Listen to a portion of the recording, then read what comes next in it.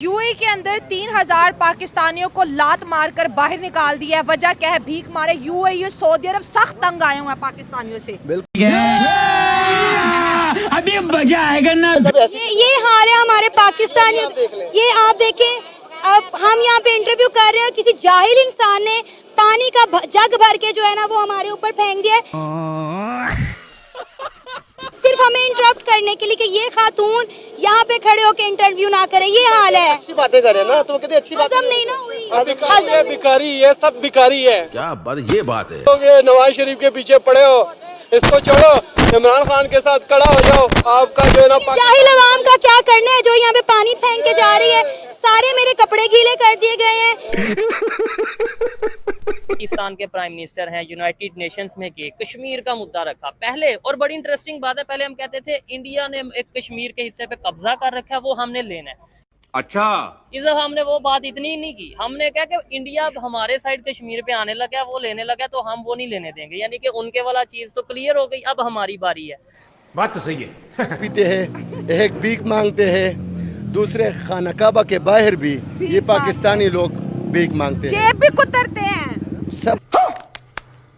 मैं ये बात नहीं समझा, उर्दू में बात करो। Pick pocket. हाँ हाँ, वो तो करते हैं ना, वो तो हमारा कौमी खेल है। हाँ। ओह यार, ये कितनी औसम है। इस्लामिक मुल्क के हाथ जोड़ दिए, उन्होंने कहा बस कर दो। कौन सा इस्लामी मुल्क? हाँ, यूएई, सऊदी अरब हो गया, कुवैत, बहरीन, ओमान। हमें बुलाई कौन रहा है? गजब बेइज्जती है। के लिहाजा सऊदी अरेबिया की गवर्नमेंट ने तो कई बार डायरेक्टली पाकिस्तान की गवर्नमेंट को भी ये कह दिया कि बेकारियों को हमारे मुल्क में ना भेजें।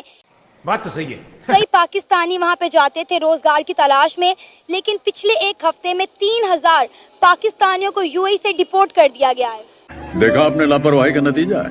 इनफैक्ट हम लोग अनस्किल्ड कौम है, हमें स्किल सीखना है, और स्किल के साथ जब हम बाहर जाएंगे तो हमारी कदर होगी। अच्छा, ठीक है। जो आपने जिक्र किया इंडिया का, तो इंडिया की जो पॉपुलेशन इतनी ज़्यादा है, मगर वो उसके लिए इतना काम करें उनको स्किल्ड देने के लिए।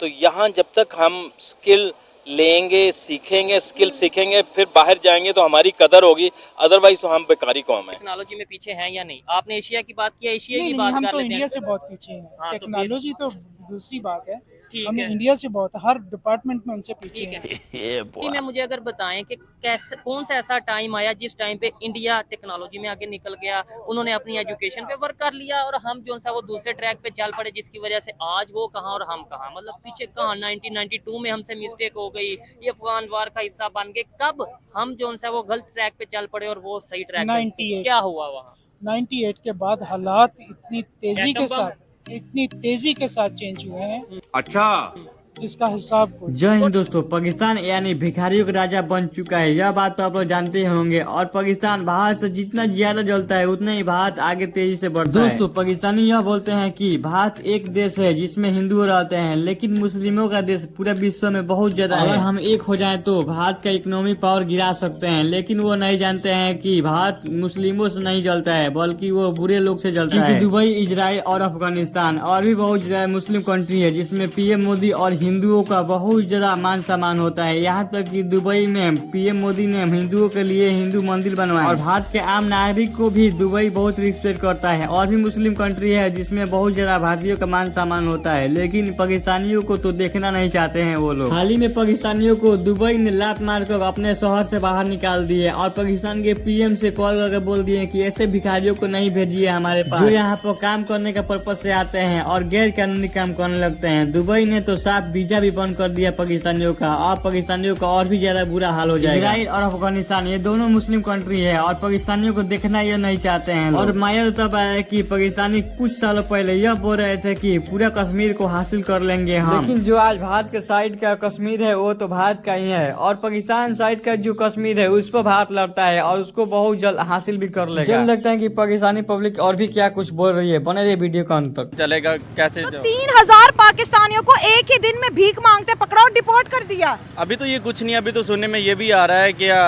बहुत जल्द पाकिस्तान को ब्लैक लिस्ट में किया जाएगा, और कहीं भी किसी भी कंट्री में पाकिस्तान का कोई भी अफराद दूसरे मुल्क में नहीं जा सकता। मज़ा आया, और मैं ये जो मज़ा है हिंदुस्तान के हर व्यक्ति को देना ब्लैक लिस्ट, ग्रे से सीधा ब्लैक लिस्ट में प्रमोशन। में प्रमोशन हो जाएगी, फिर भी कोई भी पाकिस्तानी किसी भी कंट्री में ना जा सकता, और किसी भी कंट्री का जो भी भाई क्या खबर सुना रहे हो आवाम को। जिस कंट्री में पाकिस्तानी होगा वो अब पाकिस्तान में वापस उसे भेज दिया तो जाएगा। यहाँ से तो आवाम भाग रही है, 12 से 13 लाख यूथ हर साल भाग रही है यहाँ। मैं कह रहा हूँ मुझे आज वीजा थे, मैं चल जाऊंगा। पाकिस्तान में रखा क्या है? शाबाश बेटा, बहुत बढ़िया। हर जगह इंडियंस की डिमांड है। अब आप देखें कि यूएई के साथ इंडिया के ताल्लुकात कितने अच्छे हैं।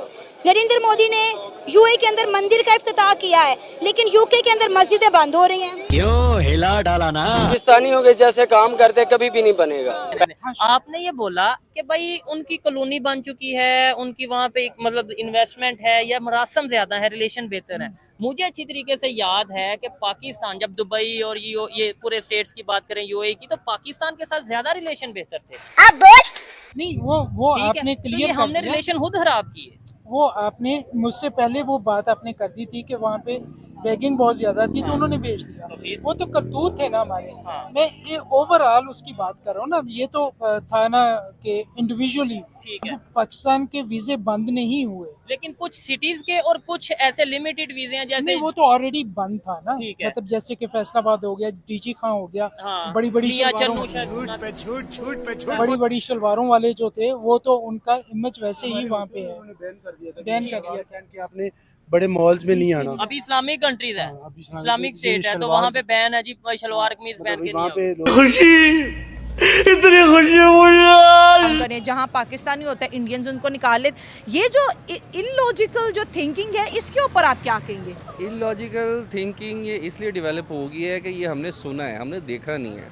जब आप खुद देखेंगे, आप अपना वर्क एनवायरनमेंट ठीक करेंगे, तो ये चीज़ें तब ठीक होंगी। ऐसे बातें करने से कोई फ़ायदा नहीं होगा। बात तो सही है। अगर जा रहे हैं तो इंडियन का आप ज़रा ग्रोथ रेट देखें कि उनके मुल्क में आईटी पे कितना काम हो रहा है, गेम चेंजर टेक्नोलॉजीज़ पे वो काम कर रहे हैं। ऐसा नहीं है कि बस उठो और सारा कुछ कर दो। वो इंडियन एक आईटी हब बन रही है, वो अपने बंदों को ट्रेन कर रहे हैं। हमारे मुल्क में क्या ट्रेंड हो रहा है, बीइंग एग्रीकल्चर कंट्री है और इसमें भी हम अपने मुल्क में खाद पूरी पैदा नहीं कर सकते, तो व्हाट इज़ दिस? मतलब हम तो अपने साथ मजाक कर रहे हैं। प्यारी समझ गई। तो ये डिपोर्टिंग का सिलसिला ऐसे ही चलता रहेगा। यूथ तो वीज़ा लेके बाहर जाना चाहती है, और बाहर के जो कंट्रीज है, यूरोप ने वीज़ा बैन कर दिया, यूएई अब वीज़ा नहीं दे रहा। अब खत्म, bye bye, tata, good bye. तो पता है इंटरनेशनली पाकिस्तान को कहा जाता है कि ये एक बेकारी मुल्क है, ये बेकारिस्तान है। मेरी वीडियोस के नीचे कमेंट आते हैं, लोग इतनी बेइज्जती करते हैं कि, और दूसरी बात ये पहला कोई दूसरा मुल्क हम पे ट्रस्ट ही नहीं करता। आप देख लें हमारे मुल्क के क्या हालात है। कोई मुल्क भी हमारे मुल्क के आके अंदर इन्वेस्टमेंट करने को तैयार नहीं है। जितनी फैक्ट्रियाँ थी वो सारी बंद हो गई हैं। मैम हम कहते हैं कि जब भी हमारे मुल्क में हालात बुरे आते हैं ना, या पैसों की कमी होती है, तो हम कहते हैं IMF के पास चले जाओ, कर्जा ले लो। अब कर्जा तो ले लेते हैं, वो निकलता किधर से है? हम जैसे लोगों से निकलता है। टैक्स बिल निकाल के देख लें, पीछे उस पर लिखा होगा बिजली चोरी करोगे तो जेल जाओगे, ये करोगे तो जेल जाओगे। कहीं लिखा होता है जिसके पास पैसे नहीं है वो बिल ना दे, आए रिपोर्ट लिखाए, हम उससे पैसे नहीं लेंगे।